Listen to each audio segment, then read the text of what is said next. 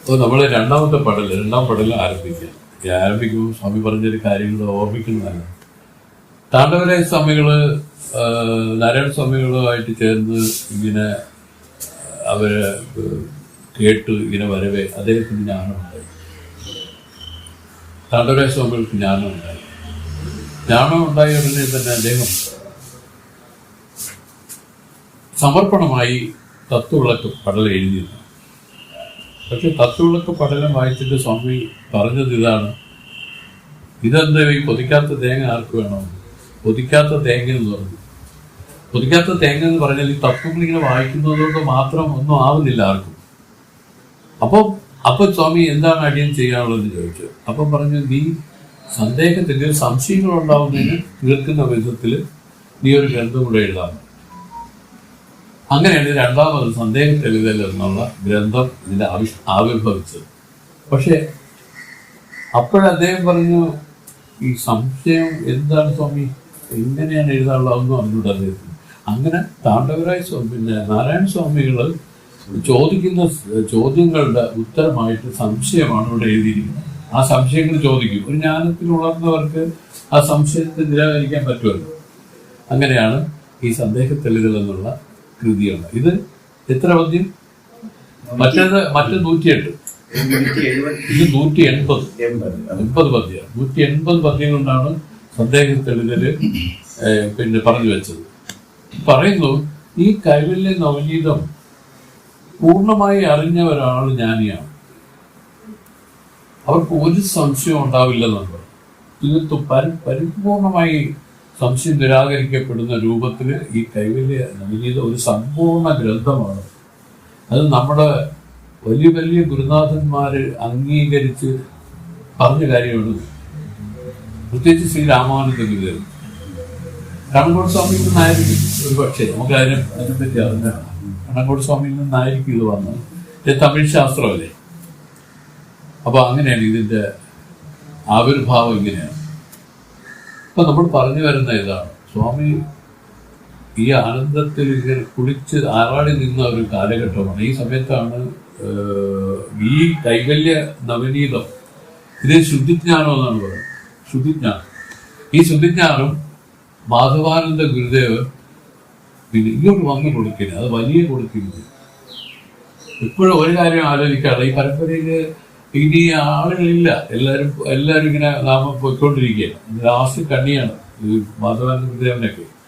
ഗുരുദേവനിൽ നിന്ന് ഈ കൈവല്യ നവനീതം കേട്ടവരില് ലാസ്റ്റ് കണ്ണിയാണ് മാധവാനന്ദ സ്വാമി.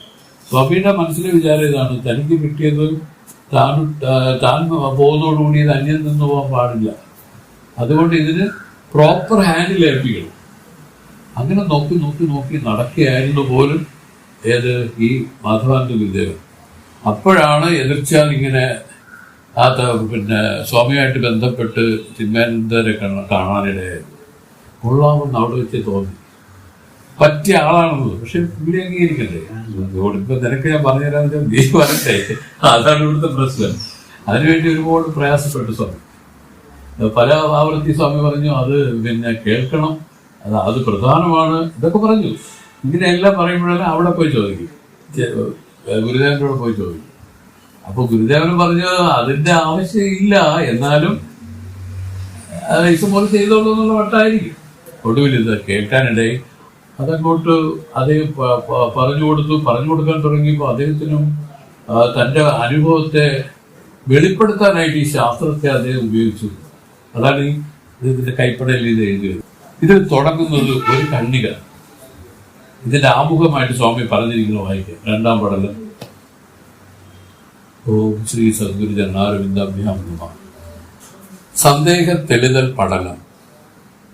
സംശയം ഒരു വിശേഷത്തിൽ വിരുദ്ധമായ രണ്ട് വിശേഷണ ജ്ഞാനമാകുന്നു. തന്റെ അഭാവാദികരണത്തിൽ അവഭാസമാകയാൽ ഇതിനെ ഭ്രമ എന്ന് പറയുന്നു. ഭ്രമ. സംശയരൂപമായ ഭ്രമവും പ്രമാണ സംശയം, പ്രമേയ സംശയം എന്ന് രണ്ട് പ്രകാരം ഇരിക്കുന്നു.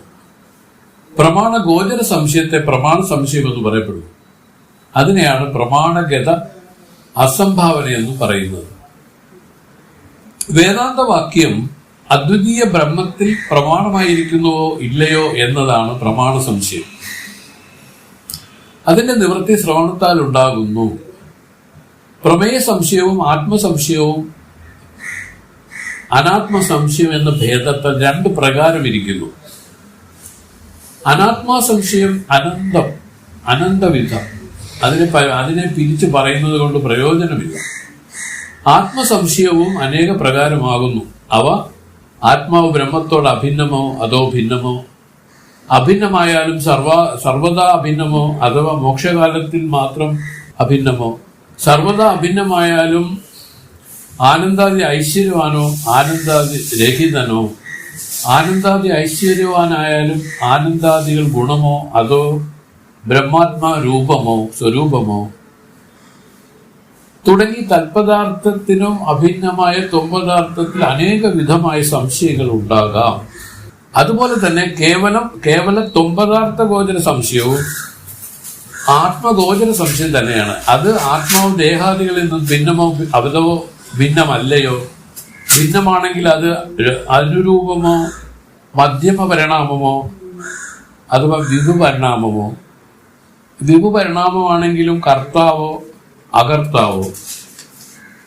അകർത്താവാണെങ്കിലും പരസ്പരം ഭിന്നമായി അനേകമോ അഥവാ ഏകമോ, ഇപ്രകാരം അനേക സംശയങ്ങൾ കേവലം തൊമ്പദാർത്ഥ ഗോചരമായി ഉണ്ടാകാം. അങ്ങനെ തന്നെ കേവല തൽപദാർത്ഥ ഗോചരമായും അനേക സംശയങ്ങൾ ഉണ്ടാകാം. അവകൾ ഈശ്വരൻ വൈകുണ്ഠാദി ലോകവിശേഷത്തിൽ വസിക്കുന്ന പരിച്ഛിന്ന ഹസ്തപാദാദി അവയവത്തോടുകൂടിയ ശരീരയോ അതോ ശരീരമില്ലാത്തവനായ വിഭുവോ, ശരീരമില്ലാത്തവനായ വിഭു ആണെങ്കിലും ജഗത്തിന് പരമാണുവാദികളെ അപേക്ഷിച്ച കർത്താവോ അവകളെ അപേക്ഷിക്കാത്ത കർത്താവോ, പരമാണുവാദിയെ അപേക്ഷിക്കാത്ത കർത്താവാണെങ്കിലും കേവല കർത്താവോ അത് അഭിന്ന നിമിത്തോപാദന കർത്താവോ, അഭിന്ന നിമിത്തോപാദ കർത്താവാണെങ്കിലും പ്രാണികളുടെ കർമ്മങ്ങളെ അപേക്ഷിക്കാത്ത കർത്താവായി വിഷമദോഷമുള്ളവനോ അഥവാ പ്രാണികളുടെ കർമ്മങ്ങളെ അപേക്ഷിച്ച കർത്താവായി വിഷമദോഷരഹിതനോ എന്ന് തുടങ്ങിയ അനേക പ്രകാരമായി തൽപദാർത്ഥ ഗോചരമായും സംശയമുണ്ടാകാം. ഈ സംശയങ്ങളെല്ലാം പ്രമേയ സംശയമെന്ന് പറയപ്പെടുന്നു. അവകളുടെ നിവൃത്തി മനനത്താൽ ഉണ്ടാകുന്നു. ശാരീരികത്തിൽ 2-ാം അധ്യായത്തിൽ നിന്ന് ശ്രവണത്താലോ മനനം സിദ്ധിക്കും. അതിനാൽ പ്രമേയ സംശയം നിവൃത്തിയാകും. ജ്ഞാനസാധന സംശയവും മോക്ഷസാധന സംശയവും പ്രമേയ സംശയങ്ങളാകുന്നു. കാരണം പ്രമാവിന്റെ വിഷയത്തെ പ്രമേയമെന്ന് പറയുന്നു. ജ്ഞാനസാധന മോക്ഷസാധനങ്ങൾ പ്രമാവിന് വിഷയമാകുന്നതിനാൽ പ്രമേയമാകുന്നു. അതിനാൽ ജ്ഞാനസാധന സംശയവും മോക്ഷസാധന സംശയവും പ്രമേയ സംശയങ്ങളെന്ന് പറയപ്പെടുന്നു. അതുപോലെ തന്നെ മോക്ഷസ്വരൂപത്തിന്റെ സംശയവും പ്രമേയ സംശയം ആകുന്നു. ഇതാണ് മുഖവരായിട്ട് സ്വാമി പറഞ്ഞു തന്നതാണ്. വേദം എത്ര കേട്ടാലും സംശയം നിലനിൽക്കുന്നതുവരെ ഈ മനസ്സ് അതിനെ പിടിച്ചുണ്ടാകും. സംശയം നിരാകരിക്കപ്പെട്ട മനസ്സെന്ന ഖ്യാതി ഇതിൽ നിന്ന് തുടച്ചു നീക്കപ്പെടും. അപ്പോ നമുക്ക് മനസ്സ് ഇരിക്കുന്ന എന്തോടെ സംശയമുള്ളതുകൊണ്ട്, അല്ലെങ്കിൽ നീ ബ്രഹ്മമാണെന്നുള്ള ആ ഒരൊറ്റ ഉപദേശം കൊണ്ട് തന്നെ ഒരാൾക്ക് ആ മനസ്സറ്റ് നിർവികൽപ്പ നില ഇതിൽ ഏർപ്പെടും. മനസ്സറ്റിരിക്കുന്നതിനെയാണ് അത് നിർവികൽപ്പ സമാധി എന്ന് ഞങ്ങൾ പറയുന്നത്. മനസ്സെന്ന് പറഞ്ഞാൽ എന്താണെന്ന് കൂടെ അറിയില്ല. എന്തിനാണ് ശരി വൃത്തയോ മന, വൃത്തികളാണ്. വൃത്തികൾ എന്തൊക്കെയാണ്? 16 ചിത്തവൃത്തികളെയാണ് വേദം പറഞ്ഞു വെച്ചിരിക്കുന്നത്. അതില് ഈ പറയുന്ന രാഗം, ദ്വേഷം, കാമം, ക്രോധം അങ്ങനെ തുടങ്ങി ഉള്ള വൃത്തികളാണ്. ഇതാണ് ഈ വൃത്തികൾ ഒഴിഞ്ഞ ഒരു നില, ഇത് അറ്റ ഒരു നില, അതാണ് മനസ്സറ്റ്. മനസ്സെന്ന് പറയുന്നത് പൂർണ്ണമായി നശിക്കുന്നില്ല. പക്ഷെ വൃത്തികളെ ആണ് മനസ്സെന്ന് ഇപ്പൊ ഇവിടെ ഉദ്ദേശിച്ചത്. ആ മനസ്സ് ഇതിൽ നിന്ന് മാറിയവരെയാണ് ജ്ഞാനികളായിട്ട് പറഞ്ഞിരിക്കുന്നത്. അപ്പൊ അവർക്കാണ് സത്യത്തില് ഇതിന്റെ അപരോക്ഷാനുഭവം ഉണ്ടായി എന്ന് പറയുന്നത്. അവർക്ക് പിന്നെ ഈ ചിത്തവൃത്തികൾ വരില്ല. പിന്നെ വരുന്നതായിട്ട് ചില മഹത്തുക്കൾ കണ്ടിട്ടുണ്ടെങ്കിൽ അത് വെറും അഭിനയമാണ്. അവർക്ക് ദേഷ്യമൊന്നുമില്ല, ഒന്നുമില്ല, ആരോടും അവർക്കൊരു ഒന്നുമില്ല. കാരണം എന്ന് പറഞ്ഞാൽ അവർ തിരിച്ചറിഞ്ഞു ഇതെല്ലാം ഓരോ കർമ്മവിശേഷമായി ജനിച്ചിരിക്കുന്നതാണ് ഓരോരുത്തരുമേ. ഇപ്പൊ ശ്രീനിയെ പറ്റി എനിക്ക് കുറ്റം പറയാൻ ഒക്കില്ല. കാരണം ശ്രീനി ജനിച്ചിരിക്കുന്നത് ശ്രീനിയുടെ ശിഷ്ടകർമ്മത്തെ അനുഭവിക്കാൻ വേണ്ടി ജനിച്ചിരിക്കുക. ആ കർമ്മത്തെ ശ്രീനിക്ക് അനുഭവിച്ചാൽ മതിയാവുള്ളൂ, അതിന് വേറെ ആൾക്ക് എടുക്കാൻ പറ്റില്ല. പക്ഷെ ഉപദേശിച്ചു കൊടുക്കാം. ഈ കർമ്മങ്ങൾ അനുഭവിക്കുന്നതോടൊപ്പം ഈ കർമ്മങ്ങൾ എടുത്ത് ഇങ്ങനെ വന്ന് ക്ലേശിക്കേണ്ട ആവശ്യമുണ്ടോ എന്നൊരു ചോദ്യം ചോദിച്ചിട്ട് മുക്തിക്ക് വേണ്ടിയുള്ള മാർഗങ്ങൾ ഉപദേശിച്ചു കൊടുക്കാം. അപ്പൊ അത് ഉപദേശിച്ചു കൊടുക്കുന്നതാണ് ഗുരുക്കന്മാരെന്ന് പറയുന്നത്. ഗുരുക്കന്മാർ നോക്കുമ്പോൾ കൃഷ്ണപ്രസാദ് വേറെ, ശ്രീനി വേറെ, വിക്രം വേറെ, എല്ലാവരും വേറെ വേറെയാണ്. കാരണം കർമ്മമല്ലേ, വാസ്തവത്തിൽ എല്ലാവരും ഒന്നാണ്. എന്താണ് ആത്മസ്വരൂപം എന്നുള്ള നിലയിൽ എല്ലാവരും ഒന്നാണെങ്കിലും കർമ്മങ്ങൾ കൊണ്ട് എല്ലാവരും വേറെ വേറെയാണ്. എന്റെ വാസന വേറെ, എന്റെ ദൗത്യങ്ങൾ വേറെ, നിങ്ങളുടെ ദൗത്യങ്ങൾ വേറെ. ഇതൊന്നും പരസ്പരം പൊരുത്തപ്പെടില്ല. ഒരു സ്വാമിമാരും പറയില്ല എടാ നീ അങ്ങനെ ചെയ്യില്ല, ഇങ്ങനെ ചെയ്യുന്നു. അങ്ങനെയൊന്നും അല്ല അവർ പറയുന്നത്. അവരിതിനെ തിരിച്ചറിഞ്ഞ വിവേകം കൊണ്ട് ഈ മുക്തി ഇതിൽ വരുത്താൻ സാധിക്കും ആർക്കും. അതിന് ഈ പറഞ്ഞ ജാതിയോ മതമോ കുലമോ ഉപത്രമോ ഒന്നും തന്നെ ഇതിൽ ഇല്ല. കാരണം കേവലം ജിജ്ഞാസ മാത്രമാണ്. ആരാണോ ജിജ്ഞാസു അവൻ ഇതിന് അധികാരിയാണ്.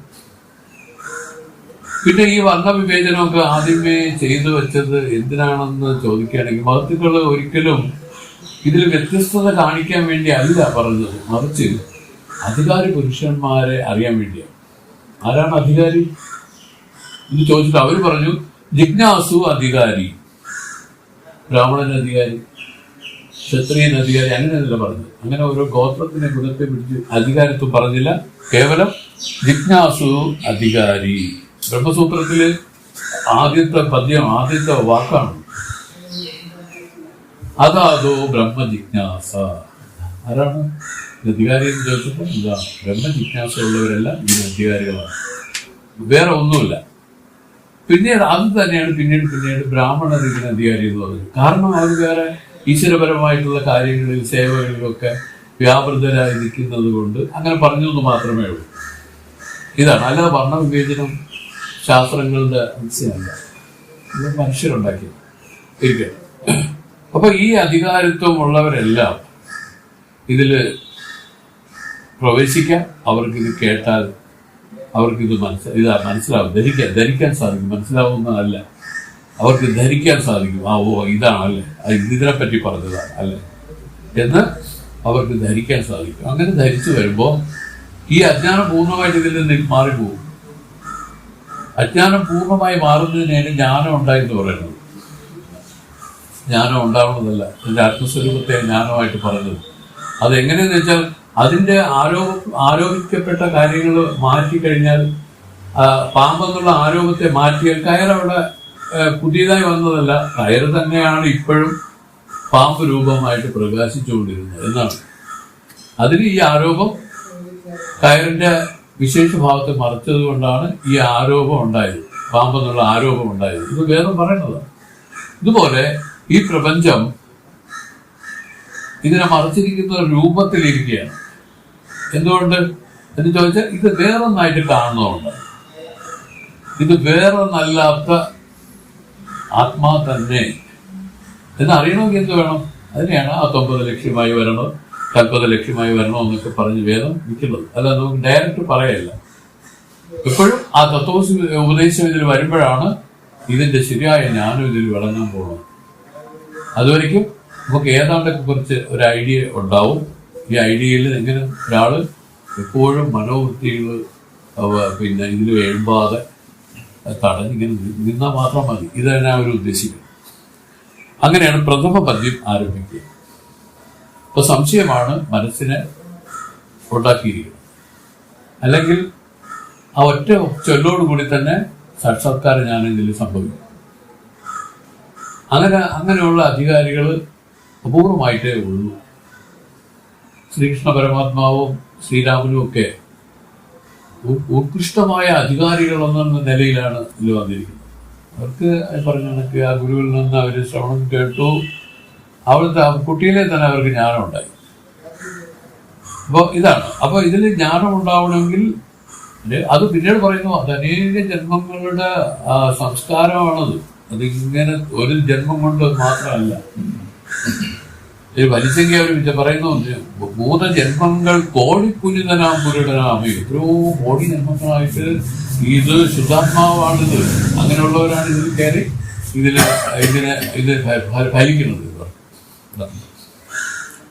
നരകുഴി പരുത്തുമുള്ള നാട്ടിയ നെടിയ കമ്പം ഉരമുറ കുത്തി ഉറപ്പിക്കും ഉപായം പോലെ പരമചൊൽ സ്വരൂപം തന്നിൽ പറ്റിയ മനോവിരുത്തി തിരനിലവറ സന്ദേഹ തെളിതലേ ഒഴുകില്ലാതെ.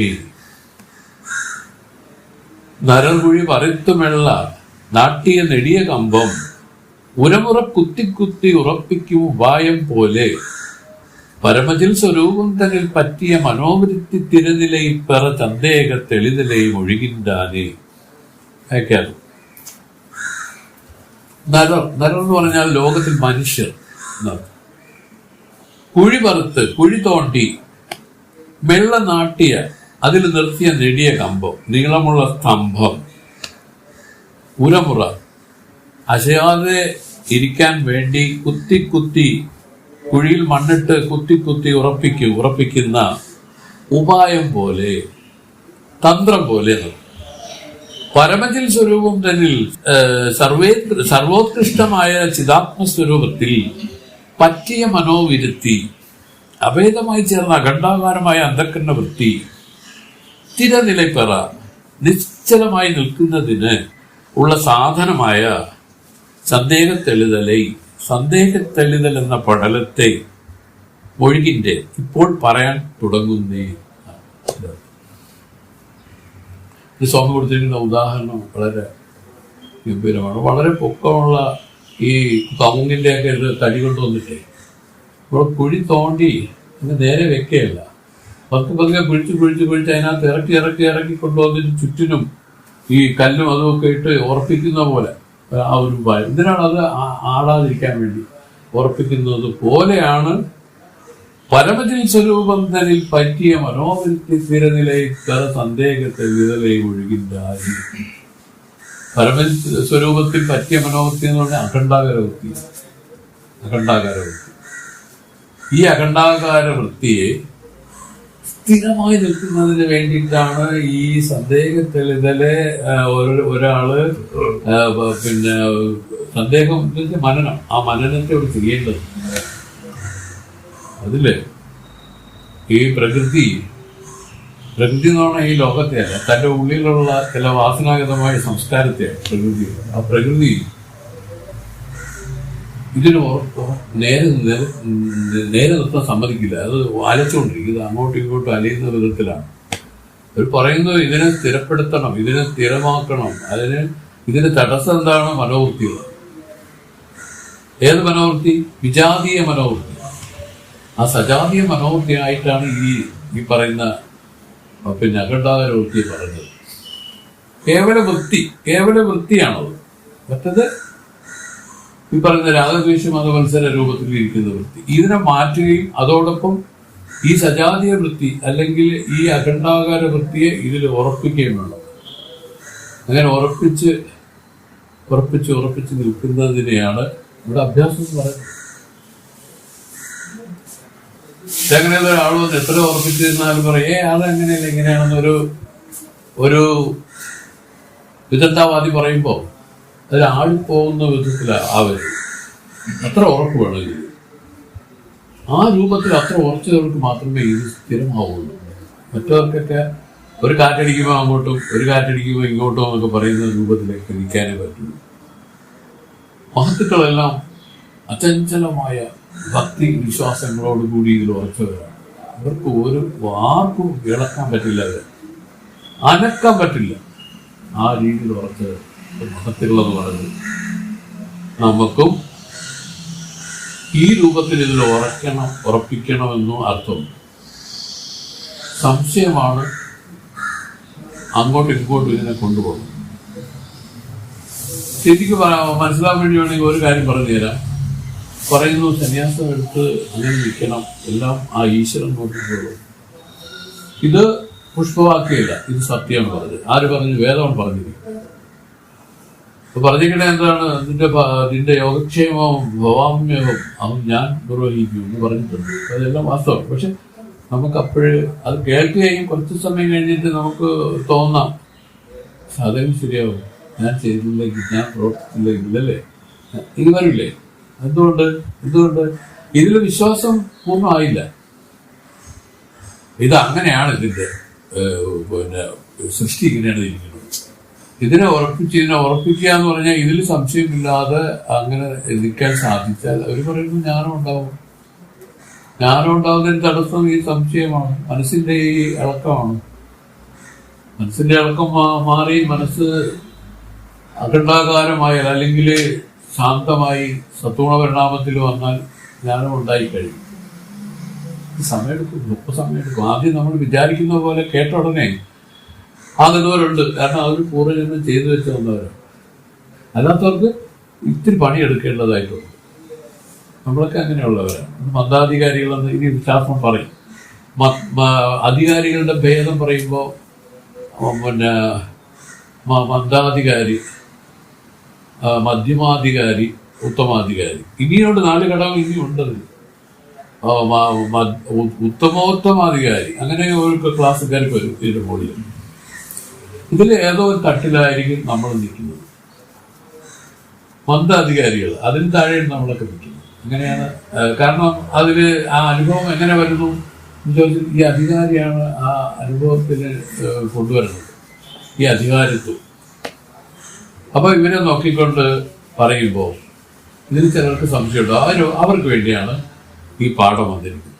ഈ സംശയങ്ങളെല്ലാം പരിപൂർണമായി നിരാകരിച്ച് അഖണ്ഡാകാരമായിട്ട് ഇരിക്കാൻ, അതായത് ആ സമാധി, നിർവികൽപ്പ സമാധിയിൽ തന്നെ ഇരിക്കാൻ വേണ്ടിയിട്ടുള്ള ഒരു ക്ലാസ് ആണ് ഈ പറഞ്ഞ സന്ദേശ തെളിവിലുള്ള പഠനം ചെയ്യാൻ പോകുന്നത്. ഉരമുറ കുത്തി ഉറപ്പിക്കും ഉപായം പോലെ പരമജിൽ സ്വരൂപം തന്നിൽ പറ്റിയ മനോവൃത്തി തിരനില പെറ സന്ദേഹ തെളിതലേ ഒഴുകിണ്ടായി. അത് സ്ഥിരപ്പെടുത്താൻ വേണ്ടിയിട്ട് വീണ്ടും ഒരു സ്തംഭം അനങ്ങാതിരിക്കാൻ വേണ്ടി കുത്തി ഉറപ്പിക്കുന്നത് ഒരു ഉപായം പോലെ ഈ ശ്രുതികളെ കൊണ്ട് ഈ സന്ദേഹത്തെ നിവർത്തിച്ച് പൂർണ്ണമായും ആ അഖണ്ഡാകാര വൃത്തിയിൽ തന്നെ ഇരിക്കുന്ന രൂപത്തിലാക്കാൻ വേണ്ടി ഈ വേദം കൊണ്ട് സഹായിക്കപ്പെടും. അഖണ്ഡാകാരവൃത്തി നിർവികൽപ്പ സമാധി. ആ നിർവികൽപ്പ സമാധിയിൽ ഇരിക്കുക. നമ്മളെല്ലാവരും വാസ്തവത്തിൽ നമ്മുടെ സ്വരൂപം എന്താണ്? നിർവികൽപ്പ സമാധിയാണ് നമ്മുടെ സ്വരൂപം. ഈ നിർവികൽപ്പ സമാധിയെയാണ് ഭംഗം ചെയ്ത് ഈ മനസ്സില് ഈ അതിങ്ങനെ ആടി നിൽക്കുന്ന ഈ മനസ്സ്, ഇതാണ് ഇതിന് വിഘ്നം ചെയ്തിരിക്കുന്നത്.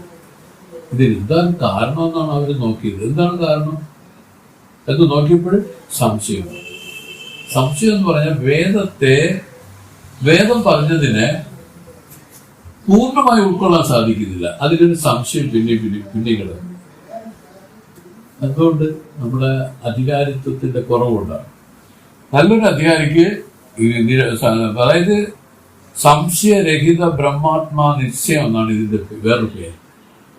സംശയരഹിത ബ്രഹ്മാത്മാ നിശ്ചയം. ഈ നിശ്ചയം വരില്ല. സംശയത്തോടു കൂടി തന്നെ ഒരു നിശ്ചയമാണ് വന്നിരിക്കുന്നത്. അത് പോരാ. അതുകൊണ്ട് ഒരാൾക്ക് പൂർണ്ണമായും ആത്മജ്ഞാനത്തിലേക്ക്, ഈ നിർവികൽപ്പ സമാധിയിലേക്ക് വരാൻ പറ്റും. അതുകൊണ്ട് ആ സംശയങ്ങളെല്ലാം സ്വാമി നിരാകരിക്കാൻ തുടങ്ങുകയാണ്. നരർമൊഴി പരത്തുമെള്ള നാട്ടിയ നെടിയ കമ്പം ഉരമുറ കുത്തി ഉറപ്പിക്കും ഉപായം പോലെ പരമജിൽ സ്വരൂപം തന്നിൽ പറ്റിയ മനോവിരുത്തി തിരനിലയെ പെറ സന്ദേഹ തെളിതലേ ഒഴുകിണ്ടായി. നർക്കരുത്തുടയോനാകി ജ്ഞാനവാനാകി നിന്റോൻ മർക്കട നായം പോലെ മഹാഭൂത വികാരം തൊട്ട് നിർഗുണ വിദേഹമുക്തി നിലപര്യന്തം ചൊന്ന ചർക്കുരുവിനെ വിടാമൽ സന്തതം ആചരിത്താർ. നർക്കരുത്തുടയോനാകി ജ്ഞാനവാനാകി നിന്റെ മർക്കട ന്യായം പോലെ മഹാഭൂത വികാരം തൊട്ട് നിർഗുണ വിദേഹമുക്തി നിലപര്യന്തം ചൊന്ന ചർക്കുരുവിനെ വിടാമൽ സന്തതം അനുസരിത്താർ. നർക്കരുത്തുടയവനാകി എന്ന് പറഞ്ഞാൽ സത്വമായ അന്ധകരണത്തോട് കൂടിയവനായി. സത്വമായ സത്വഗുണ പ്രധാനമായ ജ്ഞാനവാനായി. സത്വഗുണത്തോടു കൂടിയ അന്ധകരണത്തോട് കൂടിയവനെന്ന് പറയുന്നതിനെയാണ് ജ്ഞാനവാനാകിയത്. ബ്രഹ്മാത്മാ ഐക്യജ്ഞാനമുള്ളവനായി, ബ്രഹ്മാത്മാവിന്റെ ആ ഐക്യജ്ഞാനത്തോട് കൂടിയവനായി. നിന്റെ ശിഷ്യൻ മർക്കടന്യായം പോലെ, അതായത് മാർജാര ന്യായം പോലെ അല്ലാതെ, മർക്കടന്യായം പോലെ മഹാഭൂത വികാരം തൊട്ട് പഞ്ചീകൃത പഞ്ചമഹാഭൂതങ്ങളുടെ കാര്യമായ സ്ഥൂലദേഹം മുതൽ നിർഗുണ വിദേഹ മുക്തി നിലയിൽ പര്യന്തം സത്വഗുണം നശിച്ച വിദേഹ കൈവല്യം വരെയും ചൊന്ന, അതായത് ഉപദേശിച്ചരളിയ സദ്ഗുരുവിനെ വിടാമൽ, സദ്ഗുരുവിനെ വിട്ട് നീങ്ങാതെ സന്തതം എല്ലായ്പ്പോഴും അനുസരിച്ചിരുന്നു. ഒരു ഗുരുവിനെ അടഞ്ഞിട്ട് ആ ഗുരുവിൽ നിന്ന് പിന്നെ അവർ വിട്ടു പോകുന്നില്ല.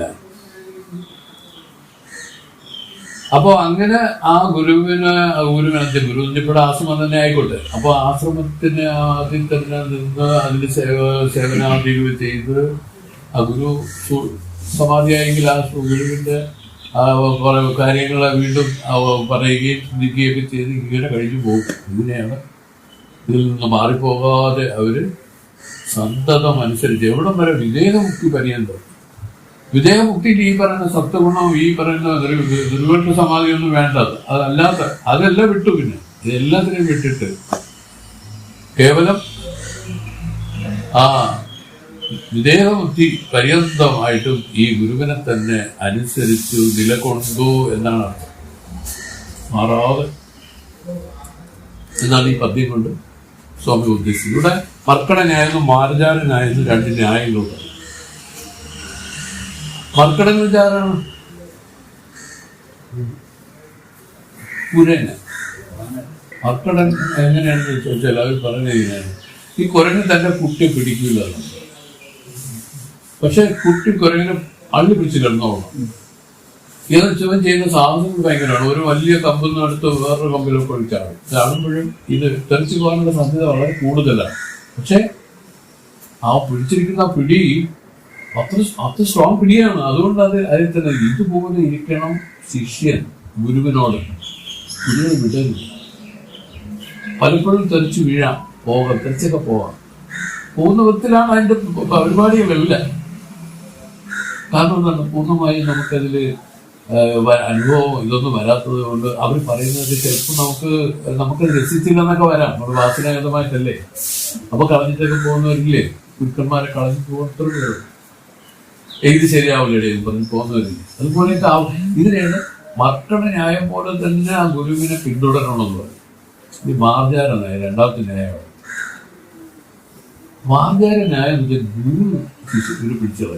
അതായത് പൂച്ച കൗമിക്കൊണ്ടാണ് പോണതല്ലേ ഈ കുട്ടി, അല്ലാതെ പൂച്ചയെ പിടിച്ചൊന്നും ഇരിക്കണ്ട. പൂച്ച അതിന്റെ കഴുത്തിൽ എവിടെയൊക്കെ പിടിച്ചിങ്ങനെ കൊണ്ട് അത് എവിടെ വേണോ ഓടി അവിടെ എന്തെല്ലാം കാണിക്കും. പക്ഷെ സുരക്ഷിതമാണത്. അതിനൊരിക്കലും ഒരു വീഴ്ച ആ കുട്ടിക്ക് സംഭവിക്കില്ല ഈ രൂപത്തിൽ. അപ്പം ശിഷ്യന്മാർ ഗുരുവിനെ പിന്നെ ചേരേണ്ടത് മർക്കട ന്യായം പോലെയും ഗുരു ശിഷ്യനെ നോക്കേണ്ടത് മാർജാര ന്യായം പോലെയോ. ഈ രണ്ടുപേർക്കും രണ്ട് വിധം പറഞ്ഞെന്ന് മാത്രമേ. ശരിയായ ഗുരു തന്റെ ശിഷ്യന്മാരെ മാർജാര ന്യായം പോലെ സ്വീകരിക്കും. പൂച്ച തന്റെ കുട്ടികളെ എടുത്തുകൊണ്ട് പോകുന്ന ആ രാഘവത്തോടു കൂടി അത് എടുത്തുകൊണ്ട് പോകും. അതിന് കുട്ടികൾക്ക് സംബന്ധിച്ച് പറഞ്ഞ അതിന് ഒരു ജോലി ചെയ്യേണ്ടതില്ല, എല്ലാം ഗുരു നോക്കിക്കൊള്ളൂ എന്നുള്ള രൂപമാണ് അതിന്. അപ്പൊ ഇവിടെ പറഞ്ഞു മർക്കട ന്യായം പോലെ എന്ന് പറഞ്ഞാൽ മാർജാര ന്യായം പോലെ അല്ലാതെ എന്നർത്ഥം. മാർജാര ന്യായം വെച്ചാൽ ഗുരു എടുത്തോണ്ടെങ്കിലും പോകുന്ന രൂപത്തിലല്ല. എപ്പോഴും ശിഷ്യൻ ആദ്യം അള്ളി പിടിച്ചിരിക്കണം, വിട്ടുപോവാതെ ഇരിക്കണം. ഞങ്ങൾ പറയും ശ്രീരാമാനന്ദ ഗുരുദേവൻ നയിക്കുന്ന ആവിക്കപ്പലില് നമ്മൾ ടിക്കറ്റ് എടുത്ത് കയറി ഇരിക്കുന്നവരാണ് അനുഷ്ഠാനവാദികൾ. പക്ഷെ ഒറ്റ ഒരു കാര്യം ചെയ്താൽ എടുത്ത് ചാടിക്കളയരുത്, അതിൽ നിന്ന് എടുത്ത് ചാടിക്കളയരുത്. ഒഴിക്കേ ഇങ്ങനെ പൊയ്ക്കൊണ്ടിരിക്കണേ. സംസാര സാഗരത്തിന് താണ്ടാനായിട്ട് ഗുരുദേവൻ ഇട്ടിരിക്കുന്ന ഒരു ആവിക്കപ്പലിൽ നമ്മൾ സഞ്ചരിക്കുന്ന ആളുകൾ ഇത് നിർത്തി ചാടിക്കളയരുത്, ചുമ്മാ ഇരുന്ന് കൊടുത്താൽ മതി, അത് അപ്പുറത്ത് കൊണ്ട് തെറ്റിക്കും എന്ന് പറയും പോലെയാണ്. അപ്പൊ ഇതുപോലെ നമ്മളൊരു കാര്യം സൂക്ഷിക്കണം. ആ മർക്കട ന്യായം പോലെ ആയിരിക്കണം നമ്മൾ ഇരിക്കാൻ. എന്തിനാണ്? സദ്ഗുരുവിനെ വിടാമൽ. അങ്ങനെയുള്ള സദ്ഗുരുവിനെ വിടാമൽ. സദ്ഗുരു എന്ന് നമ്മൾ ഉദ്ദേശിക്കുന്ന സൂര്യത്തിലല്ല. ശരിക്കും പറഞ്ഞ ശാസ്ത്രങ്ങളെയാണ് ഗുരു എന്ന് പറയുന്നത്. ഉപദേശിക്കുന്ന തത്വങ്ങളെയാണ് ഗുരു. ഗുരു സാക്ഷാൽ പരബ്രഹ്മ തസ്മൈ ശ്രീ ഗുരുവേ നമഃ. ഗുരുവിന്റെ ശരിക്കുള്ള നിർവചനം എന്ന് വെച്ചാൽ ഈ പറയുന്ന തത്വങ്ങളാണ്. അത് ഒരു ഗുരുനാഥൻ ഉപദേശിക്കുമ്പോൾ ആ ഗുരുനാഥനെ നമ്മൾ ആ ശരീരത്തിൽ ഇരുന്ന് അതിൽ പറഞ്ഞത് അതിന് പറയും ഇതൊന്നും ദേശികൻ മാനുഷ്യനൊന്നും ധരിക്കില്ല എന്നൊക്കെ പറഞ്ഞ് നമുക്ക് അതിൽ കുറവ് കാണരുത്. പക്ഷെ യഥാർത്ഥത്തിൽ അരുൺ ചെയ്യും തത്വവും ഗുരുവെന്നാകയാൽ ഗുരുവിനെ മുന്നം സമാശ്രയിക്കണം. ഗുരുവിനെ വേണം സമാശ്രയിക്കണം. ഈ തത്വങ്ങളെ ഇതിനെ ഒരിക്കലും എന്തെങ്കിലും വൈഷമ്യങ്ങളുള്ളപ്പോൾ പോലും ഇതിനെ വിട്ടുകളയാൻ പാടില്ല. അങ്ങനെ ഇരിക്കുന്നതിനെയാണ് മർക്കട ന്യായം പോലെ ഇതിനെ എടുക്കണം. ചിലപ്പോൾ മരണം വരെ സംഭവിക്കാം എന്തെങ്കിലുമൊക്കെ കാരണം കൊണ്ട്. അപ്പോൾ പോലും പിടിവിട്ടുകളയോ അതെന്നറിയോ? അത്രയ്ക്കും ആ സീരിയസ്നെസ്സിനെ പറഞ്ഞാണ് ഇവിടെ മർക്കട ന്യായം പോലെ. ഓക്കെ, ആ പദ്യം ഒന്നുകൂടെ വായിച്ചു. നർക്കരുത്തുടയവനാകി ജ്ഞാനവാനായി നിന്റെയൻ മർക്കട ന്യായം പോലെ മഹാഭൂത വികാരം തൊട്ട് നിൽക്കണ വിധേയമുക്തി നില പര്യന്തം സ്വന്തം ചർക്കുരുവിനെ വിടാമൻ സന്ത. വിധേയമുക്തി എന്ന് പറയുന്നതാണ് ശരിക്കുള്ള മുക്തി. ഇതിനിടയ്ക്കൊരു മുക്തി വരുന്നുണ്ട്. അതാണ് നമ്മൾ പറയുന്ന ജീവൻ മുക്തന്മാരെന്ന് പറയുന്നത്. ജീവൻ മുക്തന്മാരായിട്ടാണ് മഹത്തുക്കൾ ആദ്യം ഉത്ഭവിക്കുന്നത്. നമ്മൾ കഴിഞ്ഞ പഠനത്തിൽ പറഞ്ഞു 4 തരം ജീവൻ മുക്തന്മാർ ഇതിൽ വരും. അതിൽ ഒന്ന് ബ്രഹ്മവിത്ത്, ബ്രഹ്മവരൻ, ബ്രഹ്മവരിയാൻ, ബ്രഹ്മവരിഷ്ഠൻ. ഇത് 4ാമത്തെ ആള് ദൃഷ്ടിക്ക് കാണാൻ സാധിക്കില്ല. നമ്മുടെ കേവല കണ്ണിന് കാണാനൊക്കാത്തതാണ്. ഈ 3 പേരെ നമുക്കറിയാം. അതിൽ ബ്രഹ്മവിത്താണ് ആശ്രമങ്ങളിലൊക്കെ ഇരുന്ന് ഈ ഉപദേശങ്ങളൊക്കെ ചെയ്ത് നിൽക്കുന്നത്. എല്ലാവരും ഒരുപോലെ അല്ല. അതിന് കാരണം പറഞ്ഞു, അത് അവരുടെ പ്രാരബ്ധമാണ്. അവരിങ്ങനെ ആ പ്രാരബ്ധ വിശേഷമാണ് ജ്ഞാനം അടഞ്ഞ ശേഷവും അവരിൽ വ്യത്യസ്തത നിലനിന്ന് കാണാൻ കാരണം. അല്ലെങ്കിൽ ഇവരൊന്നാണ്, ജ്ഞാനം കൊണ്ടൊന്നാണ് എല്ലാവരും. 4 പേർക്കും അത് ഭരിച്ചിരിക്കുന്ന ജ്ഞാനം ഒരേ ജ്ഞാനം തന്നെയാണ്. അതിലൊരു മാറ്റവുമില്ല. ഈ 4 പേർക്കുമാണ് വിദേഹമുക്തി വരാൻ പോകണം. വിദേഹമുക്തി എന്ന് പറയുമ്പോൾ ഈ ശരീരം കൂടെ പരിപൂർണമായ ഉപാധി നീങ്ങി വരുന്ന ഒരു മുക്തിയാണ്. ഇതാണ് വിദേഹമുക്തി. ഇതിന് പറയും പുനരാവർത്തി രഹിതമായ മുക്തി. അതായത് ഇനിയൊരു ശരീരം എടുത്ത് വരില്ല. പിന്നെ അവിടെ തീരെയാണ്. അതോടുകൂടി ആ ഒരു പരിപാടി അവിടെ അവസാനിച്ചു. ഇതാണ് ശിക്ഷണമുക്തി. അതുവരയ്ക്കും ഈ ജീവൻ ഇതിൽ ശരീരം ഉണ്ടാക്കിക്കൊണ്ടിരിക്കും. പലതരത്തിലുള്ള ശരീരങ്ങൾ 1,000 കോടി ജന്മങ്ങൾ എടുത്ത് കഴിഞ്ഞു എന്നാണ് ഓരോരുത്തരും.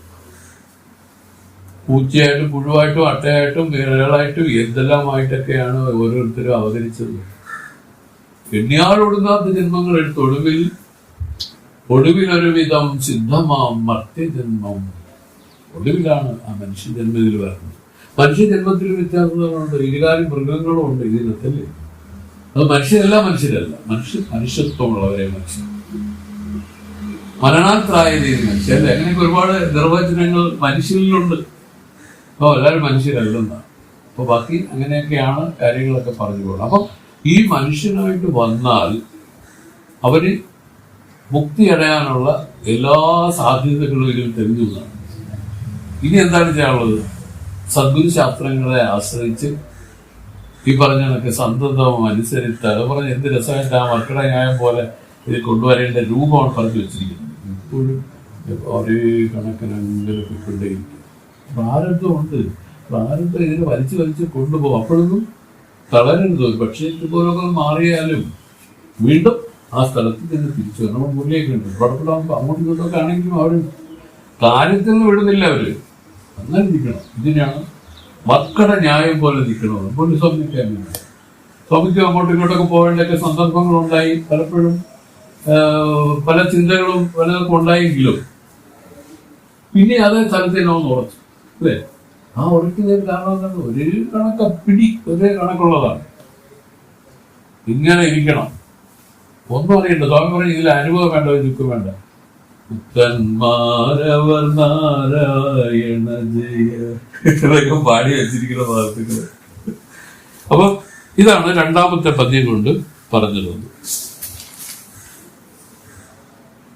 ഇനി മൂന്നാമത്തെ പദ്യം ഉണ്ടായി. കാരണം ഇത് പ്രാഥമികമാണ്. പ്രാഥമികം എന്ന് പറഞ്ഞാൽ കുറച്ച് എല്ലാവർക്കും അറിയാവുന്ന കാര്യങ്ങൾ തന്നെ. സന്തതം പുരുടൻ തന്നെ ചായ പോൽ വിടാമൽ അൻപാം മൈന്ദനെ നോക്കി സാക്ഷി മാത്തിരമായി നിന്റായോ, ചിന്തയിൽ അയ്യമെല്ലാം തീർന്നവോ, തെളിവിനുള്ളേ അന്തരം കലർന്നതുണ്ടോ, അനുഭവം ഉരജീവാറേ. അതാണ് സന്തതം പുരുടൻ തന്നെ ചായ പോൽ വിടാമൽ അൻപാം മൈന്ദനെ നോക്കി സാക്ഷി മാത്തിരമായി നിന്റായോ, ചിന്തയിൽ അയ്യമെല്ലാം തീർന്നവോ, തെളിവിനുള്ളേ അന്തരം കലർന്നതുണ്ടോ, അനുഭവം ഉരജീവാറേ. പറയണം, പുരുടൻ തനിച്ച സന്തതം, പുരുഷൻ എപ്പോഴും ഇടവിടാതെ സന്തതം വിട്ടു നീങ്ങാത്ത ചായ പോൽ, അതായത് നിഴൽ പോലെ വിടാമൽ അൻപാം മൈന്ദനെ നോക്കി ക്ഷണനേരം പോലും നീങ്ങാതെ തന്റെ അടുത്ത അൻപുള്ളവനായിരിക്കുന്ന ശിഷ്യനെ നോക്കിയെന്നത്.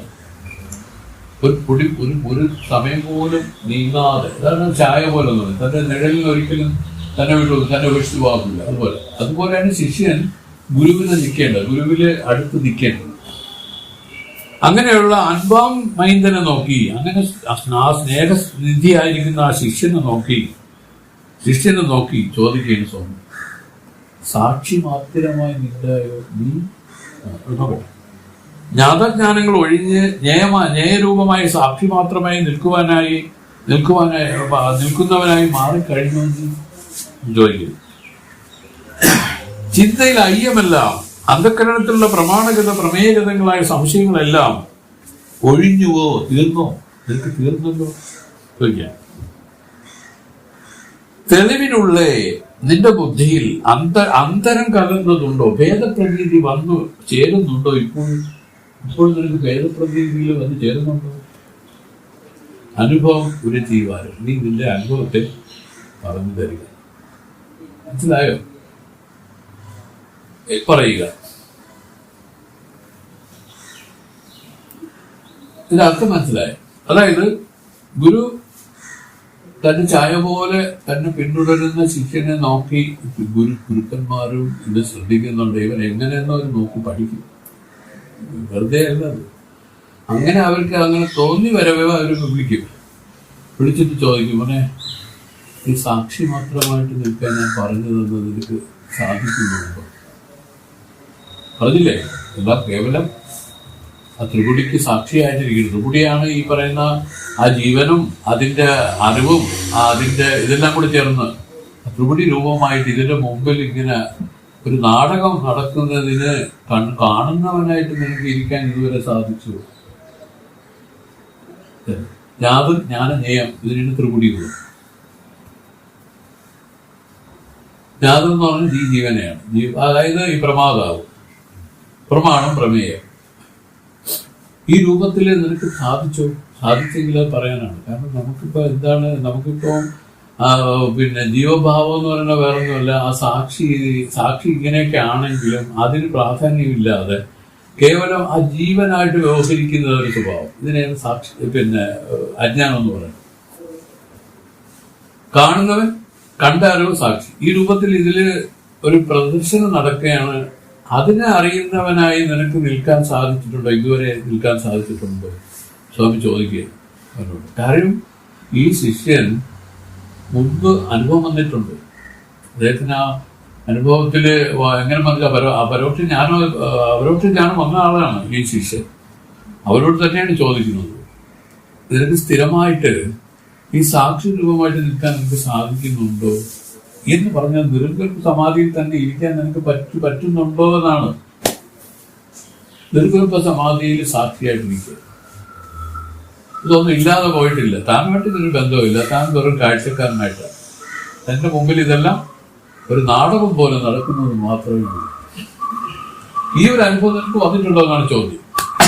അത് മാത്രമല്ല, സ്വാമി ചോദിക്കുകയാണ്, ചിന്തയിൽ അയ്യമെല്ലാം കലർന്നതോ, നിന്റെ മനസ്സിൽ അല്ല നിന്റെ ചിന്തകളിൽ ഈ സംശയങ്ങള് പിന്നെയും വന്നു ചേരുന്നുണ്ടോ?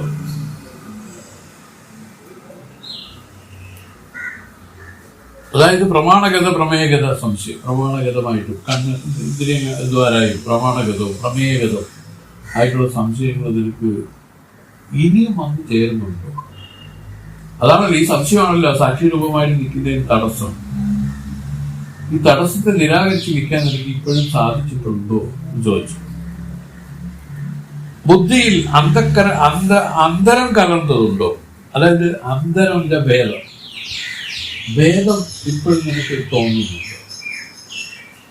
ഭേദത്തിന്റെ രണ്ടെന്നുള്ളത് രണ്ടാമതൊന്നും. ഇപ്പൊ എനിക്ക് നമ്മുടെ അദ്ദേഹത്തിനെ കാണുമ്പോൾ വേറെ ആയിട്ടാണോ കാണുന്നത് എന്നുള്ളതാണ്. വേറൊരാളായിട്ടാണോ കാണുന്നത്? ഇത് രണ്ടാമതൊന്നായിട്ടാണോ കാണുന്നത് എന്നാണ് ചോദ്യം. രണ്ടാമതൊന്നായിട്ട് കാണുന്നതിനാണ് ഭേദമൊന്നുണ്ട്. മൊത്തത്തിൽ ഞാൻ തന്നെയാണെന്ന് കാണുന്നതാണ് അഭേദ ദർശനം. അതാണ് ജ്ഞാനം. ജ്ഞാനം എന്ന് പറയുന്നത് രണ്ടല്ല, അതൊന്നും തന്നെ. അതിനെന്ത് വേണം? രണ്ടല്ല ഒന്നാവണമെങ്കിൽ എന്ത് വേണം? ആ രൂപനാമങ്ങളെ മാറ്റിയാൽ മതി. നാമരൂപങ്ങളാണ് മായ. ഈ മായയെ മാറ്റുന്നതിനെയാണ് പറഞ്ഞത്. മായയെ മാറ്റി നിൽക്കാൻ എനിക്ക് സാധിച്ചിട്ടുണ്ടോ എന്ന ചോദ്യത്തിന് വേറൊരു രൂപത്തിൽ പറഞ്ഞു, നിനക്ക് ഈ അന്തരം കലർന്നതുണ്ടോ? ഇതിൽ ഭേദബുദ്ധി വന്ന് ചേരുന്നുണ്ടോ? ഭേദബുദ്ധിയാണ് സത്യത്തിൽ മനസ്സ്. ഒരു ഭേദമായിട്ട് നിൽക്കുന്നവരാണ് ഈ മനസ്സിൽ ഡാൻസ് കളികൾ. ഭേദമായി കഴിഞ്ഞാൽ അന്യമായി ഒന്നില്ലെങ്കിൽ ഭയമില്ല, ഭയമില്ലെങ്കിൽ മനസ്സുമില്ല. ഈ മനസ്സറ്റ് സമാധിയാണ് നമ്മളുടെ യഥാർത്ഥ സ്വരൂപം. മനസ്സറ്റ സമാധി. മനസ്സാണ് ഈ ലോകത്തെ സൃഷ്ടിച്ചിരിക്കുന്നത്. മനസ്സിന്റെ ഒരു കൽപ്പനയാണ് ഇതെല്ലാം. ഈ ഭൂതഭൗതിക പ്രപഞ്ചം മനസ്സിന്റെ ഒരു കൽപ്പനയാണ്. ഇത് ഡയറക്റ്റായിട്ട് നമുക്ക് പറയാമെങ്കിൽ ഇത് ഈശ്വരന്റെ കൽപ്പനയാണ്. ഈ പറയുന്ന വ്യവഹാര ഉപാധികളെല്ലാം ഈശ്വര കൽപ്പനയാണ്. ജീവന്റെ കൽപ്പന വെച്ചാൽ ഇത് സംബന്ധിച്ചുണ്ടായ മനോമയ ഘടം അത് ജീവകൽപ്പനയാണ്. ഈ ജീവകൽപ്പനയെ നിരാകരിച്ചാൽ അത് ഈശ്വരത്വം വരും. ഈശ്വരത്വം വന്നാലും ഈശ്വര സങ്കല്പത്തെ നിരാകരിക്കും. കാരണം അന്യമില്ലാത്ത ഏകമേവ അദ്വിതീയമായിരിക്കുന്ന ബ്രഹ്മമാണ് ഞാൻ. അന്യമെന്ന് പറയണമെന്നില്ല. ജീവനും ഈശ്വരനും ഉപാധിവശാൽ ബ്രഹ്മത്തിൽ വന്ന രണ്ട് ചൈതന്യങ്ങളാണ്. ജീവൻ കിഞ്ചിതത്വ ഉപാധികളോടുകൂടി അഭിമാനിച്ചു നിൽക്കുകയാണ്. ഈശ്വരൻ സർവജ്ഞത്വാദി ഉപാധികളിൽ അഭിമാനിക്കുന്നില്ല, അതോടുകൂടി നിൽക്കുകയാണ്. ഈശ്വര ജീവന്മാർക്ക് പരസ്പര ഐക്യത്തെയാണ് തത്വമസി ബോധിപ്പിക്കുന്നത്. അപ്പൊ ഈശ്വരനും ജീവനും ഡയറക്റ്റ് ഐക്യമില്ല. കാരണം ഒരാളുടെ കിഞ്ചിതത്വ ഉപാധിയാണെങ്കിൽ ഒരാളുടേത് സർവജ്ഞത്വ ഉപാധിയാണ്. ഇത് രണ്ടും തങ്ങളിൽ ഐക്യമില്ല. മനസ്സിലായോ? ഐക്യം എന്ന് വെച്ചാൽ പരസ്പരം ഒരുപോലെ ഇരിക്കുന്നതിലെ ഐക്യം ചെയ്യുള്ളൂ. ഒന്നല്ല, രണ്ട് പ്രകൃതമാണ്. അതുകൊണ്ട് അവർ പറഞ്ഞു ഇത് ഐക്യം ചെയ്യണമെങ്കിൽ എന്ത് വേണം? 9 ലക്ഷ്യമായി വന്ന ലക്ഷ്യമായി വന്നതും തൽപത് ലക്ഷ്യമായി വന്നതും ഒരേ ഒരു ചൈതന്യം തന്നെയാണ്. അതാണ് ബ്രഹ്മം. അതിൽ 9 ലക്ഷ്യമായി വരുന്നതിന് 9 ഉപാധികളെ നേരിടും. ജീവന് 7 ഉപാധികളാണ്. ദേഹ, ഇന്ദ്രിയം, മനസ്സ്, ബുദ്ധി, ചിത്തം, അഹങ്കാരം, പ്രാണൻ. 7 ഉപാധി. ഈ 7 ഉപാധി നേടിയത് അതിന്റെ അവധിയിൽ പ്രകാശിച്ച ചൈതന്യവും ഈശ്വരന്റെ ഉപാധി ഇതുപോലെ തന്നെ, പക്ഷെ സർവജ്ഞത്വാദി ഉപാധികളാണ്. അതിൽ പ്രകാശിച്ച ചൈതന്യവും തങ്ങളില് സമാനാധികരണ ഐക്യം ഒരേ കണക്കാണ്. വാസ്തവത്തിൽ രണ്ടും ഒന്നാണ്. ജീവബ്രഹ്മങ്ങളുടെ ഐക്യം തത്വമസി ബോധിപ്പിക്കുന്ന എങ്ങനെയാണ്? വാസ്തവത്തിൽ ഒന്നാണ്. ഇതെല്ലാം ഒന്നാണെന്ന് കണ്ട് ഇതിൽ വ്യവഹാരം നിലച്ചവരാണ് മനസ്സറ്റ് നിർവികൽപ്പത്തിൽ നിൽക്കുന്നത്. അല്ലെങ്കിൽ എപ്പോഴും രണ്ടെന്ന് വന്നാൽ രണ്ടെന്നു കണ്ടളവിലുണ്ടായൊരു ഇണ്ടൽബത എന്ന് നമ്മുടെ സ്വാമി പാടിയിരിക്കുന്നത്. അപ്പൊ ഇതൊക്കെ മനസ്സിലായിക്കൊള്ളൂ. ഇതെങ്ങനെ ഇത് ഒന്നാണ്. ഒന്നെന്ന് പറഞ്ഞാൽ നമുക്ക് അവരെ അഭ്യസിക്കാൻ വേണ്ടി പറഞ്ഞു, ഇവരോടും ആരോടും ഒരു രാഗദ്വേഷ ഭാവത്സരങ്ങളൊന്നും പാടില്ല, എല്ലാം ആത്മസ്വരൂപങ്ങളാണ്. നാമത്തെ രൂപത്തെ നോക്കി ഭേദത്തോടു കൂടി കാണുന്ന സ്വഭാവം നമ്മൾ മാറ്റണം. അതിൽ ഒരു കഴമ്പുമില്ല. നല്ല സുന്ദരനായിരുന്ന കുട്ടിക്കാലത്ത് സുന്ദരനായിരുന്ന വാർദ്ധക്യത്തിൽ ഒരുമാതിരി ഇരിക്കുന്ന കണ്ടിട്ടില്ല. ഇതെങ്ങനെ ഇത് എന്താണ്? ഈ രൂപത്തിൽ എന്തെങ്കിലും സ്ഥിരത്വം ഉണ്ടോ? ഇത് മാറിക്കൊണ്ടിരിക്കുന്നതാണ് മായ എന്നത്. ഇതിനെ മാറ്റമുള്ളതാണ്. മാറ്റമുള്ളതിനെയൊന്നും നമ്മള് വിദ്യ എന്നാണ് പറയുന്നത്, ഇല്ലാത്തതെന്നാണ്. അതിലല്ല നമ്മള് നോക്കാനുള്ളത്. ആ മാറാത്ത ഒന്നുണ്ടതില്. കാലദേശങ്ങളെ കൊണ്ട് ബാധിക്കാത്തതൊന്നുണ്ട്. അതാണ് വാസ്തവം. അതിനെ അറിയണം. അതിനെ അറിഞ്ഞു കഴിഞ്ഞാൽ ഈ മുരളിയായിട്ടിരിക്കുന്ന ഞാനായിട്ടിരിക്കുന്ന ഒരേ ആത്മാവാണെന്ന് കാണാൻ സാധിക്കും. ഒരു വ്യത്യാസമില്ല, ഒരു ഭേദവുമില്ലതിൽ. നമ്മൾ സ്വാമി ഞാൻ പറയുന്നതില്ല. അപ്പൊ ഇതാണ് നമ്മൾ മനസ്സിലാക്കുന്നത്. ഞാനൊന്നും വേറെ ഒന്നുമില്ല, അഭേദ ദർശനം. അഭേദ ദർശനം എന്ന് നമുക്കിപ്പോൾ ഭേദമായിട്ട് ദർശിക്കുന്നതാണ്. മനസ്സിലൂടെ അങ്ങനെ തന്നെ നിൽക്കാൻ കാരണം ഈ മനസ്സിനെ കളയണ്ടേ. ഈ മനസ്സ് നീങ്ങാനുള്ള ഒരു ഉപായം വേദം പറഞ്ഞിരിക്കുന്നത് ഇത് കേവലം മായ കാര്യങ്ങളാണ്. മായ മാറിക്കൊണ്ടിരിക്കുന്നതെന്നർത്ഥം. ഒന്നിനൊരു സ്ഥിരമില്ല. ഈ കാണുന്ന ഒന്നും സ്ഥിരമായ കാര്യങ്ങളല്ല. ഇതിലൊരു ശാശ്വത സ്ഥിതിയില്ല. ഇത് വിദ്യയാണെന്ന് അവർ ഉറപ്പിച്ചങ്ങ് പറഞ്ഞു. ഇതിൽ ഭ്രമിക്കരുത്, ഇത് കണ്ടിട്ട് ഇതിൽ വില ഇരുത്തരുത്. പക്ഷേ ഇതിനെല്ലാം ആധാരഭൂതമായിരിക്കുന്നത് ഒന്നുണ്ട്. അത് നീ തന്നെയാണ്. നീ അത് പരിശോധിച്ച് നോക്കാന്ന് പറഞ്ഞാണ് അവർ നിൽക്കണത്. നോക്കി പറഞ്ഞിട്ട് നമുക്കത് കുറച്ച് സമയം ഇരുന്ന് അങ്ങനെ ചെയ്യാനായിട്ട് നമുക്ക് പറ്റുന്നില്ല. അത്രേ ഉള്ളൂ. മനസ്സിലല്ലേ? പക്ഷെ ഇതാണ് സത്യം. വാസ്തവത്തിൽ ഏകം ഏവം അദ്വിതീയം ബ്രഹ്മ ദേഹ നാനാസ്തി കിഞ്ചന ഭേദ നാനാസ്തി കിഞ്ചന. ഒരു ഭേദവും ഒരു കിഞ്ചന ഒരു ചെറിയ ഒരു മുടിയളവിൽ പോലും ഒരു വ്യത്യാസമില്ല. ഒരല്പം പോലും വ്യത്യാസമില്ല. ഈ പറഞ്ഞതില് എല്ലാം ഒന്നാണ്. ഒന്നായതിന്നെ ഇഹ രണ്ടെന്നു കണ്ടളവിലുണ്ടായൊരിന്തൽബദമിണ്ടാവതല്ല മമ. ഇത് പറഞ്ഞേ ആരംഭിക്കാൻ പറ്റുള്ളൂ. ഈ ഭേദമാണ് ഈ അനവധിയാക്കി കാണിച്ചിരിക്കുന്നത്. വാസ്തവത്തിൽ ഏകം ഏവം അദ്വിതീയമായിരിക്കുന്ന ബ്രഹ്മം. അതാണ് സജാതീയ വിജാതീയ സ്വഗതഭേദരഹിതമായിരിക്കുന്ന ബ്രഹ്മം എന്ന് പറയാൻ കാരണം. സജാതി എന്ന് വെച്ചാൽ അതുപോലെ ഒന്നില്ല. വിജാതി എന്ന് അതിന് വേറൊരു രീതിയിലുള്ളൊന്നുമില്ല. മാവും തെങ്ങും അങ്ങനെ വ്യത്യാസപ്പെട്ടതല്ല. സ്വഗതമായിട്ടും ഒന്നുമില്ല. ഇങ്ങനെ മൂന്ന് രൂപത്തിലും ഇതിനെ നിരാകരിക്കാൻ വേണ്ടി വേദം പറഞ്ഞു ഏകം ഏവം അദ്വിതീയം ബ്രഹ്മ. നാനാസ്തി കിഞ്ചന. വേറെ ഒന്നും തന്നെ ഇതിലില്ല. ഇതിനെ ഉറപ്പിച്ച് ഇങ്ങനെ നിലനിർത്തി ആ സമാധിയിൽ കൊണ്ടുവരാൻ ശ്രമിക്കുക. സമാധിയിൽ വന്നു കഴിഞ്ഞാൽ നിങ്ങൾക്ക് ഇത് ഉറപ്പിക്കേണ്ട കാര്യമില്ലാതെ അങ്ങനെയാണെന്ന് കാണാം. ഇതാണ് അതിന്റെ സ്വഭാവം. അത് വസ്തുതന്ത്രമായി ജ്ഞാനം ഉണ്ടായിരുന്നാണ് വസ്തുക്കൾ പറഞ്ഞിരിക്കുന്നത്. വസ്തു എന്ന് വെച്ചാൽ ഒരു പ്രയത്നമില്ലാതെ അങ്ങനെ തന്നെ നിൽക്കൂ എത്രയോ സമയം. ഈ അനുഭവം വന്നവരാണ് ഞാനും. അനുഭവം പറയാൻ എന്ത് വേണം? ഈ മായ കാര്യങ്ങൾ തിരസ്കരിച്ചാൽ മതി. തിരസ്കരണി മന്ത്രം ഉപദേശിച്ചു എന്നാണ് പറയുന്നത്. ആർക്കൊക്കെ തിരസ്കരണി മന്ത്രം ഉപദേശിച്ചു എന്ന് പറയും. എന്തിനാണ് തിരസ്കരണി?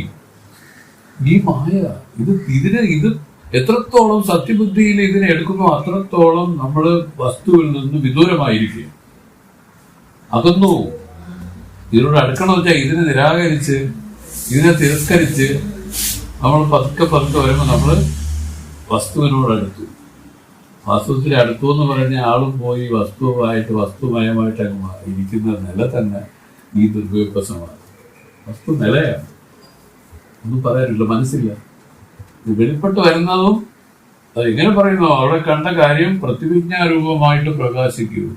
ആ പ്രതിവിജ്ഞാ ജ്ഞാനമാണ് ഈ ബാഹ്യത്തിൽ ഈ സ്ഥൂലത്തിലുള്ള ഇതിന് പൂർണ്ണമായി ജ്ഞാനത്തിൽ നിൽക്കാനായിട്ട് പറ്റുന്നത് കൊണ്ടാണ്. അല്ലെങ്കിൽ ആ സ്ഥലത്ത് മാത്രമേ ഇരിക്കാനേ പറ്റുള്ളൂ. അങ്ങനെയല്ല.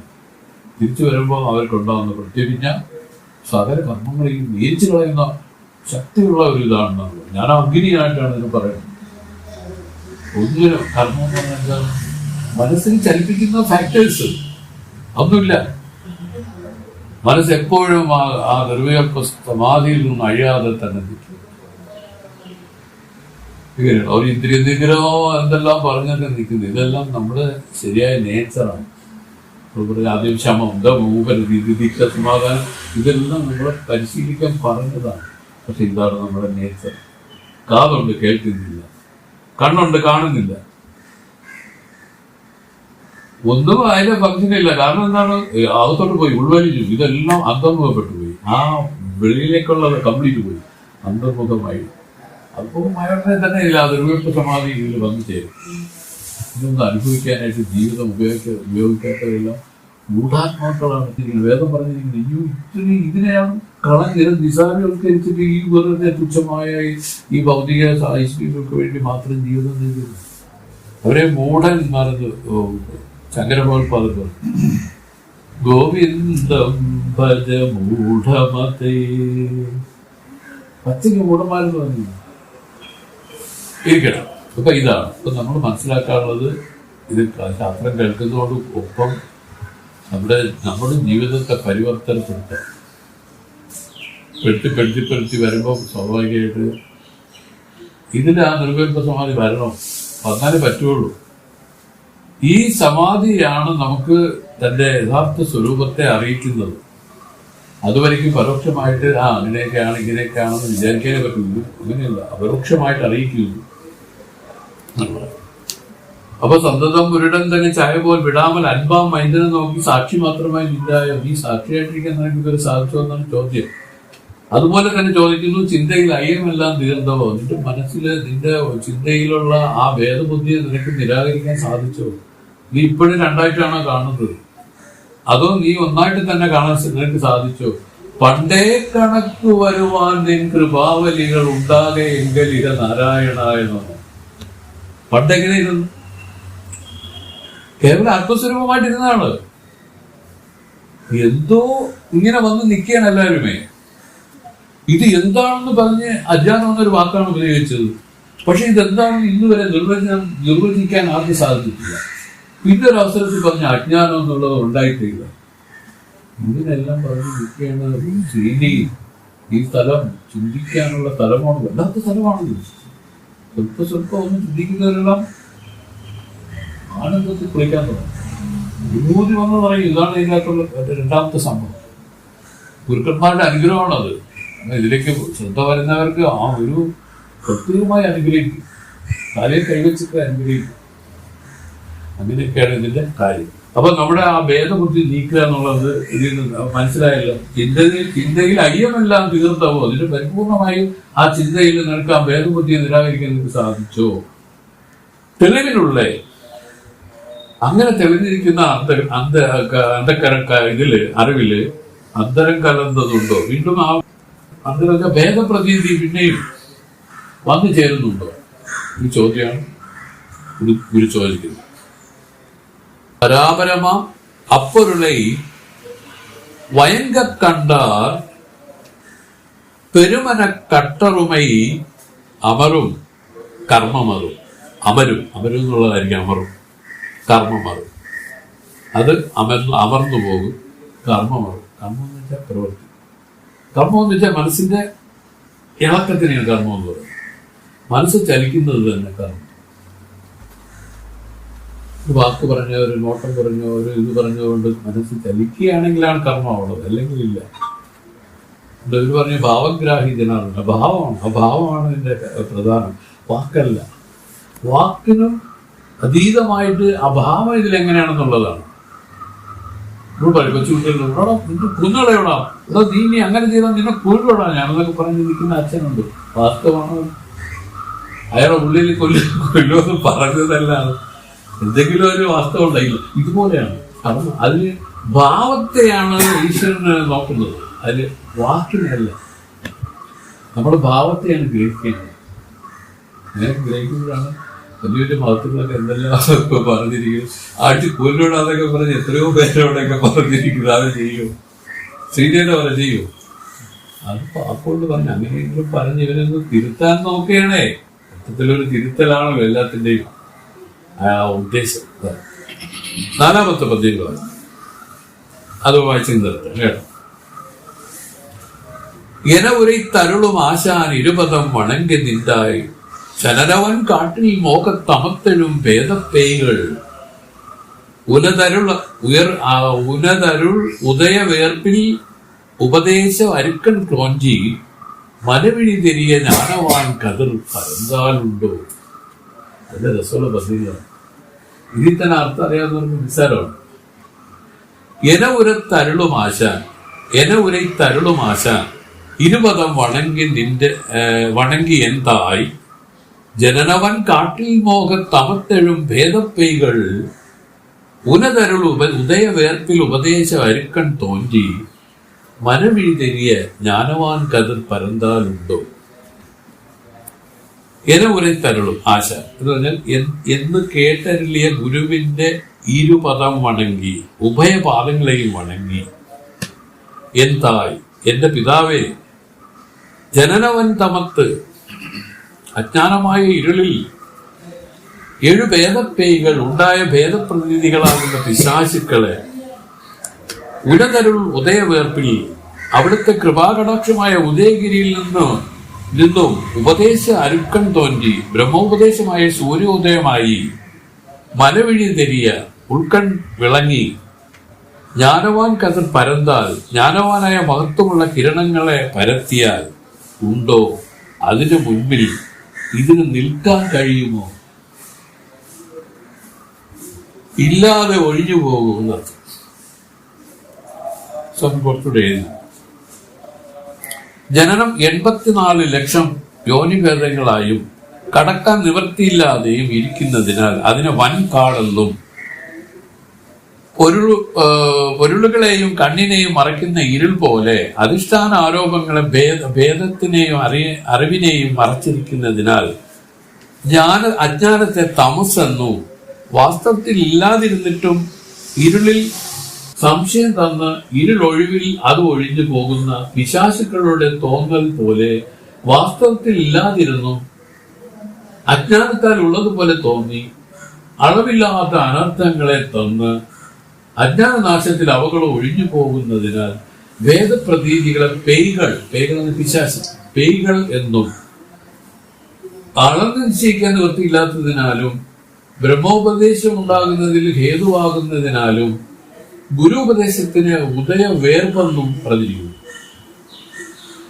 ബ്രഹ്മോപദേശം ഉത്തമാധികാരിക്ക് ദശമൻ ആപ്തോപദേശം പോലെ ഉടനെ അജ്ഞാനത്തെ ഒഴിപ്പിക്കുന്നതിനാൽ ഉപദേശത്തിന് അരുക്കണമെന്നും സൂര്യോദയമായി കണ്ണുകൾക്ക് കാഴ്ചയുണ്ടായി കിരണം എല്ലായിടത്തും വ്യാപിച്ചാൽ പിശാചുക്കളെ തോന്നുന്നതിന് അവകാശമില്ലാത്തതുപോലെ പരിപൂർണ ബ്രഹ്മം ഞാനെന്ന ജ്ഞാനം വിരിഞ്ഞുണ്ടായി ആവരണമില്ലാതെ പരിപൂർണ ബ്രഹ്മാകാരമായി മനസ്സ് വിളങ്ങിയാൽ ഭേദഭ്രാന്തികൾക്ക് അവകാശമില്ലാത്തതിനാൽ ജ്ഞാനത്തിന് വൻകതിരെന്നും പറഞ്ഞു നമുക്ക് വായിക്കും.